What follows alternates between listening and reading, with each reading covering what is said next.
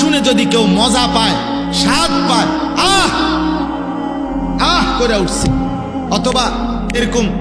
তাল মারছে, অথবা পায়ের তাল ঝুমকুরের সাথে, বাদ্যের সাথে,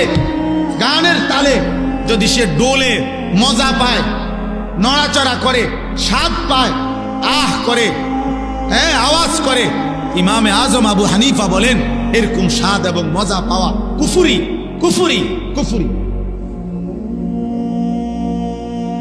তাইলে দোস্ত, হতে পারে গান, হতে পারে বাদ্য, এই গায়িকা, এই নর্তকী একদিন তোমার ঈমান হারা করে কবরে পাঠায়, কবরে পাঠায়। হযরত ওমর ইবনে আব্দুল আজিজ রাহমাতুল্লাহ আলাইহি বলছেন, যে কলিজার ভিতরে আল্লাহর কোরআন আছে সেখানে গান থাকতে পারে না, আর যেই কলিজার ভিতরে গান আছে, গানের আকর্ষণ আছে, ওই দিলের মধ্যে আল্লাহর কোরআন থাকতে পারে।